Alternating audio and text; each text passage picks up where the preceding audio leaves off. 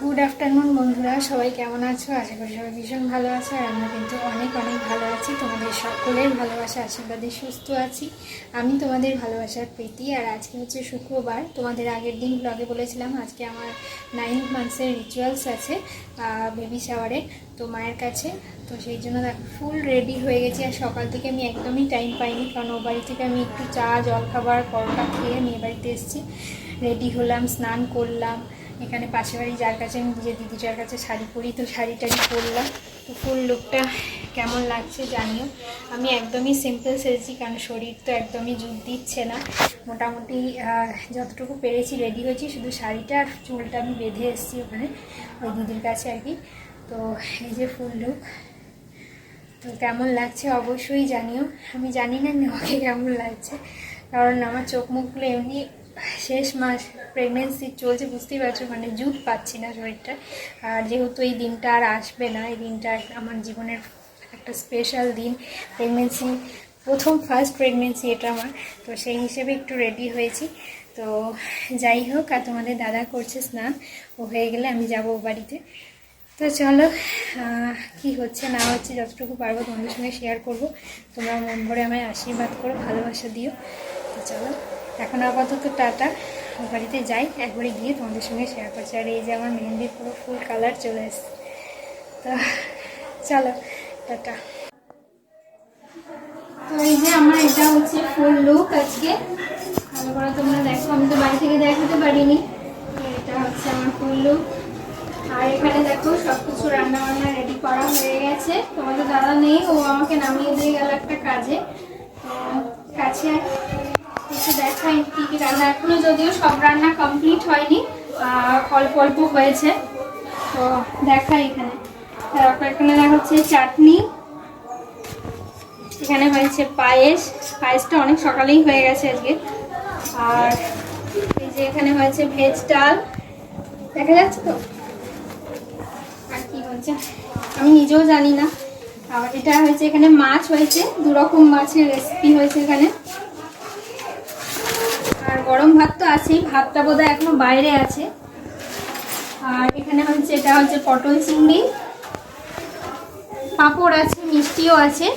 আর এটা হয়েছে 5 মিশালি সব সবজি দিয়ে একটা চচ্চড়ি মতো।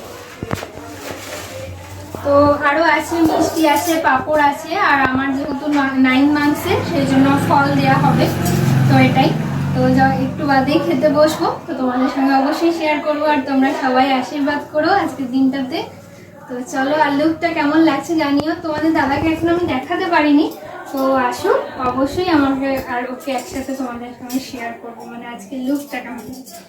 আজকে আমি একটু ডিফারেন্ট লুক করেছি, যদিও আমার শরীর একদমই ভালো না, মানে দিচ্ছে না, খাই দিচ্ছে না। তো তবুও পড়তে হলো, যেহেতু দিনটা অনেক স্পেশাল। তো কেমন লাগছে জানিও, আর আশীর্বাদ করো। তো একটু বাদে খেতে বসবো, সেটা তোমাদের সঙ্গে শেয়ার করবো। একটা মেয়ের কাছে মাতৃত্ব ঠিক যতটাই কষ্টের, ঠিক ততটাই আনন্দের। সেটা একটা মেয়ে যতক্ষণ না মা হচ্ছে ততক্ষণ মনে হয় বুঝতে পারে না। আজ আমি নিজে মা হতে চলেছি, তাই আমার কাছে প্রতিটা মুহূর্ত যতটাই আনন্দের হয়, ঠিক ততটাই কষ্টদায়ক হয়। প্রতিটা রাত ঠিকমতো ঘুমোতে পারছি না, কষ্ট হচ্ছে, কিন্তু অপেক্ষায় আছি কতক্ষণে আমি আমার ছোট্ট সোনার মুখটা দেখতে পাবো। মানে মনের মধ্যে সেই অপেক্ষা অনুভূতিগুলো প্রতি মুহূর্তে যেন আনন্দ দিচ্ছে।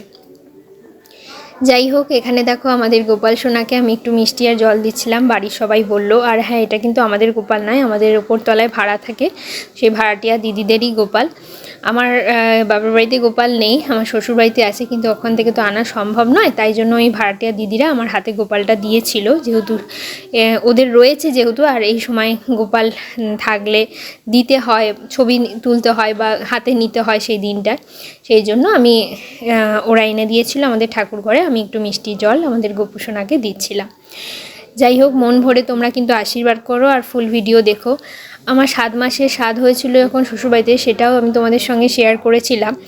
সেদিন না আমার অতটাও কষ্ট হয়নি, সাজগোজ শাড়ি পরেছিলাম, ছবি তুলেছিলাম, তোমাদের সঙ্গে অনেক কিছু শেয়ার করেছি। কিন্তু এই 9 মাসের যে রিচুয়ালসগুলো আমার বাড়িতে হলো, মানে আমার মায়ের বাড়িতে হলো, আমার না সত্যি ভীষণ কষ্ট হচ্ছিলো। সাজগোজ করে শাড়ি পরে, মানে চোখ মুখ দেখেই হয়তো তোমরা বুঝতে পারবে, ভীষণই একটা অস্বস্তি হচ্ছিলো শরীরের মধ্যে, কোনো রকম মানে মনের মধ্যে আনন্দ পাচ্ছিলাম না। আর এখানে দেখো এই একটা ঝুড়ি চাপা দেওয়া ছিল দুদিকে, একটাই নোড়ার প্রদীপ। সবাই বলে নাকি নোড়া তুললে ছেলে হয়, প্রদীপ তুললে মেয়ে হয়। জানি না এগুলো কি, আমার কাছে তো এগুলো খুব অকল্পনীয় লাগে, আদৌ এগুলো সত্যি হয় কিনা। তবে ঠাকুরের কাছে মানে ঈশ্বরের কাছে আমি এটাই প্রার্থনা করি সবসময়, যেই আসুক সে যেন সুস্থভাবে আসে। ছেলে মেয়ে যাই হোক, একটা মায়ের কাছে সন্তান কিন্তু সমানই হয়, ছেলেই হোক আর মেয়ে হোক। তো আমার কাছে যেই আসবে তাকেই আমি হাসি মুখে বরণ করে নেব, ভগবানের দেওয়া শ্রেষ্ঠ আমার জীবনের উপহার। তো আমি এই যে প্রদীপটা সরিয়েছিলাম, মানে প্রদীপটা তুলেছিলাম বলতে আমি ঢাকাটা সরিয়েছিলাম, হাতে নিইনি। আমাদের বাড়ির এই নিয়মটা ছিল। আর তোমাদের বাড়িতে কাদের কাদের এই নিয়মটা আছে, তোমরা কি তুলেছিলে অবশ্যই কমেন্টস করে জানিও। তো চলো ফুল ভিডিও দেখো, আর কেমন লাগছে আজকের এই ফুল ভিডিওটা তোমাদের অবশ্যই কমেন্ট করে জানিও।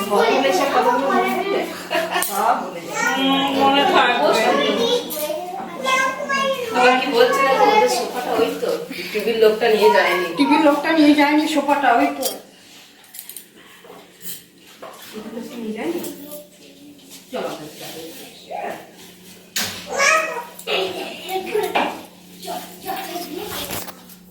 ঘড়ির কাঁটায় বেজে গেছে প্রায় বেলা 2টো মতো, তাই আমার খাবারের ব্যবস্থা করা হচ্ছে। আর এখানে এই যে খাবারটা সাজিয়ে দিচ্ছিল আমার ছোট দিদা, মা অনেক কিছুই সাজিয়ে দিয়েছে।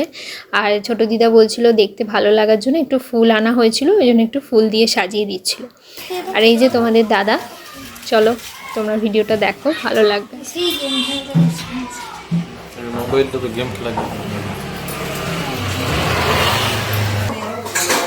আমার খাবারের থালাটা অলমোস্ট সাজানো কমপ্লিট।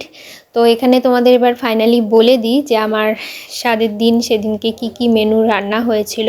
এখানে ছিল গরম গরম ভাত, 10 রকম ভাজা, মানে বেগুন ভাজা, পটল ভাজা, শিম ভাজা, আর কি মূলো ভাজা, এসব ছিল, আলু ভাজা। মানে 9 মাসের স্বাদ বলে 9 রকম করেনি, অন্য আরও এক্সট্রা করেছিল, যেহেতু আমাদের কোনো রিচুয়ালস নেই। আর একটা কথা বলি, এখানে তোমরা পাশে আর একটা থালা দেখলে হয়তো কমেন্ট করবে এটা আবার কার। তো আমার ভাইয়েরও পৌষ মাসে জন্মদিন, তো যে ওর জন্মদিনের ডেট ধরে ওকে রান্না করে দেয়নি, ওই অন্য একটা দিন, মানে ওর জন্মদিনটা ছিল 18 তারিখ, তো সেই দিন করেনি, পরের দিনকে আমার এই রিচুয়ালসটা করা হয়েছিল। তো আমার সাথে সাথে ওকেও একটু ভালো রান্না করে দিয়েছিল, যেহেতু আমার ঠাকুমার মৃত্যুবার্ষিকী 1 বছর কমপ্লিট হয়নি, কোনো রকম শুভ জিনিস করা যাবে না, সেই জন্য জাস্ট নর্মালি ঘরোয়াভাবে ভাইকেও একটু রান্না করে দিয়েছিল, আর তার সাথে আমাকেও রান্না করে দিয়েছিল। তোমরা কমেন্ট করবে হয়তো এই থালাটা কার, সেই জন্য আগে থেকে বলে দিলাম। তো যাই হোক, আর এখানে আমি গোপু সোনাকে নিয়েই খেতে বসেছিলাম। সবাই আমাকে বলেছিল যে যখন সবাই আশীর্বাদ করবে তুই তোর হাতে গোপু সোনাটাকে রাখিস। আর এখানে এটা হচ্ছে আমাদের আগে এই কাকিমা ভাড়া থাকতো এই বাড়িতেই, তোমরা হয়তো অনেক ব্লগে দেখেও থাকবে।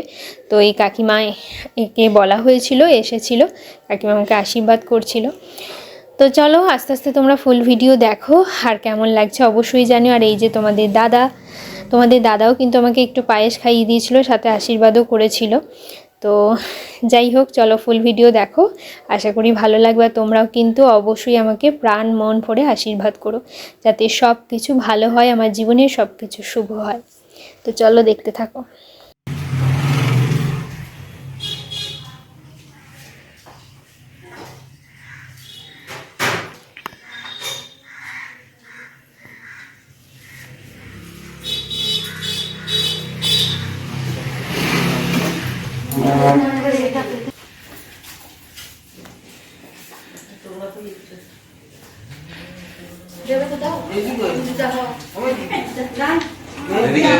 এদিকে তাকাও।